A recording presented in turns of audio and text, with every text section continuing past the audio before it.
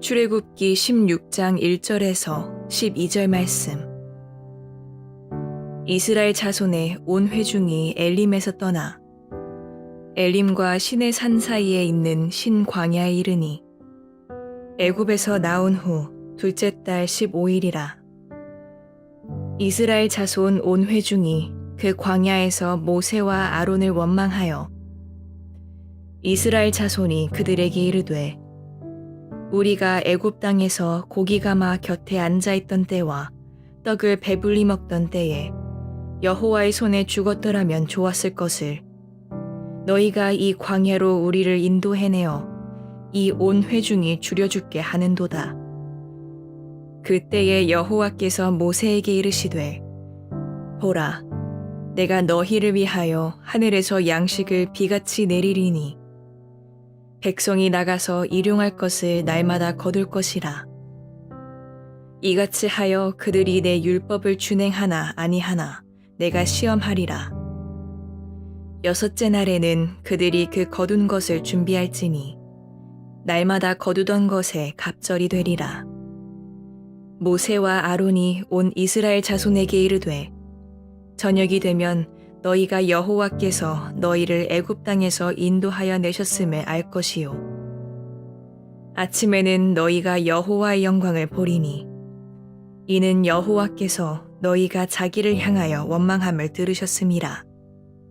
우리가 누구이기에 너희가 우리에게 대하여 원망하느냐.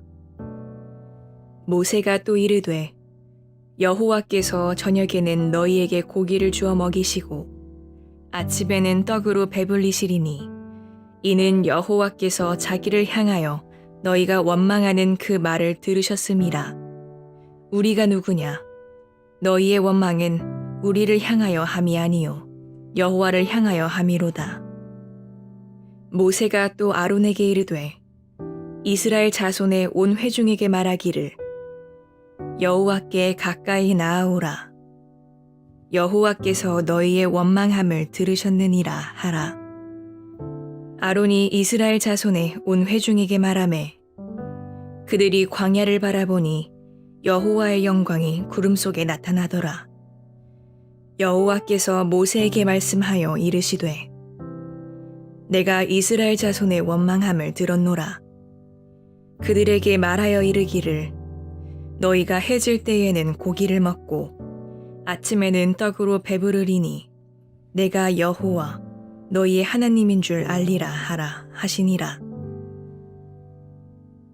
샬롬. 오늘도 하나님의 말씀으로 하루를 시작하신 여러분들에게 하나님 은혜와 평강이 충만하게 넘치시기를 간절히 축복합니다.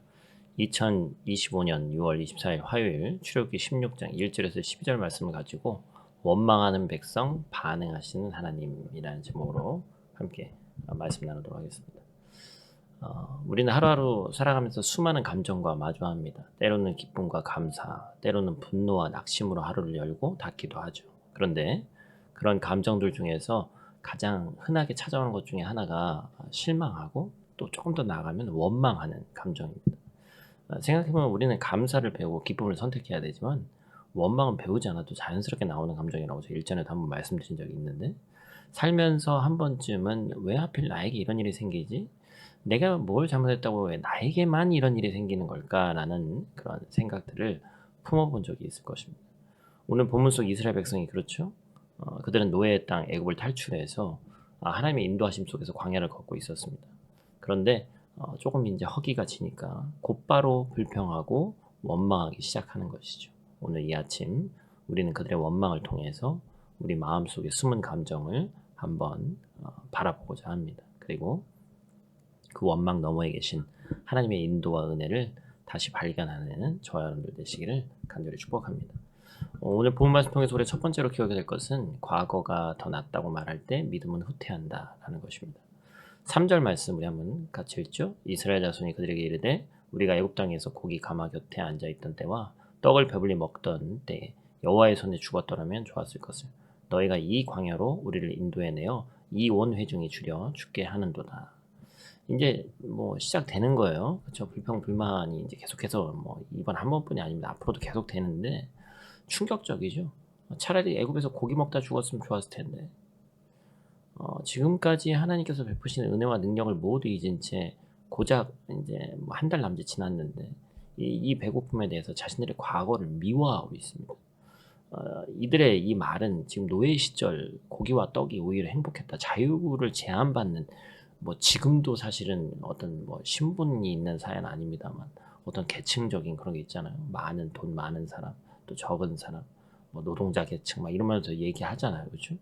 그런데 그때 당시에 노예는 사람 취급을 받지도 못했을 텐데 이 말도 안 되는 그 강제적인 노동에 시달리면서 자녀들이 죽임당하고 신음과 고통 속에서 하나님의 구원을 부르짖어서 지금 구원이 일어난 거 아니에요? 그런데 지금 조금 불편하다고, 조금 불안하다고, 다시 그것이 낫다고 또 말하는 겁니다. 여러분 왜 그래요? 인간은 위기를 만나면 본능적으로 과거를 미워하게 돼 있습니다. 현재의 고통을 이기지 못해 과거의 불행조차도 안전하게 느껴지는 거예요. 하지만 신앙은 과거로 돌아가는 것이 아니다라는 것이죠. 신앙은 하나님의 약속을 붙들고 앞으로 나아가는 겁니다. 선택적 기억은 신앙을 병들게 한다라는 얘기가 있습니다. 내게 주셨던 은혜를 잊어버리고 그저 지금의 불편함과 고통만을 강조하다 보면 점점 하나님의 뜻과 목적에서 멀어지게 되는 거죠. 우리도 이스라엘 백성처럼 살고 있지는 않은지 한번 돌아봐야 됩니다. 지금의 삶이 불편하다고 상황이 내 뜻대로 되지 않는다고 하나님의 인도하심을 잊은 채 그때가 더 나았지 하면서 과거를 붙들고 있지 않는지. 그러나 그때도 우리는 힘들었고 지쳤고 주님의 도우심을 간절히 구했던 때입니다. 지금은 하나님의 응답 속에 있는 시간인 것을 잊지 마십시오. 우리 삶의 대입해 보면 목사님 코로나 때가 더 나았습니다. 말도 안 되죠, 그죠? 오히려 그때가 어떤 면에서는 좋았던 것 같아요. 웃자고 하는 소리지 진지한 소리가 아니죠. 하나님께서는 우리에게 단순한 생존이 아닌 목적 있는 삶을 주시기 위해서 광야로 부르신다라는 것입니다. 고기 가마 앞에서 죽는 삶이 아니라 약속의 땅에서 하나님의 백성으로 사는 삶을 주시려는 거예요. 그래서 오늘도 하나님 우리에게 묻고 계십니다. 지금 이 광야에서 너는 과거를 그리워할 것이냐 아니면 약속을 바라보고 미래를 바라볼 것이냐 그 질문 앞에 바로 대답할 수 있는 우리 믿음의 소유자들 되시기를 간절히 축복합니다. 두 번째로 기억할 것은 원망은 피하는 것이고 믿음은 반응하는 것이다 라는 것입니다. 11절 12절 말씀 제가 읽어드리겠습니다. 여호와께서 모세에게 말씀하여 이르시되 내가 이스라엘 자손의 원망함을 들었노라. 그들에게 말하여 이르기를 너희가 해질 때에는 고기를 먹고 아침에는 떡으로 배부르니 내가 여호와 너희의 하나님인 줄 알리라 하라 하시니라. 아멘. 하나님께서 이스라엘 백성의 원망을 들으십니다. 내가 들었다. 그런데 하나님은 그들의 원망에 진노하지 않으시는 거예요. 오히려 만나를 내려주시고 그들의 배고픔을 채워주셨습니다. 이 장면은 하나님의 인자하심과 자비를 그대로 보여주는 거예요. 그러나 하나님께서 그들의 원망을 옳다고 인정하신 것이 아닙니다. 하나님은 그들의 원망 속에서 믿음 없는 마음, 훈련받기 싫어하는 태도, 그리고 지도자를 향한 비난을 보셨습니다.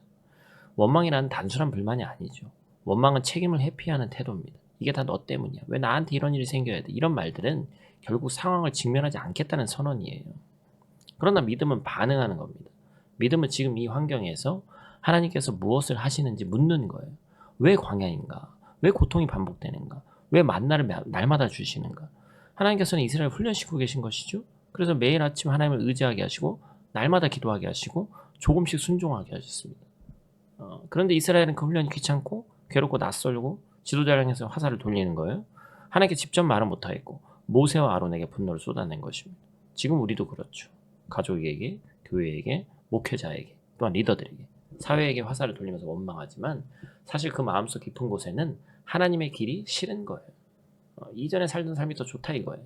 하나님의 인도가 느리게 느껴지고 하나님의 방식이 나와 다르기에 반응하지 않으려는 겁니다.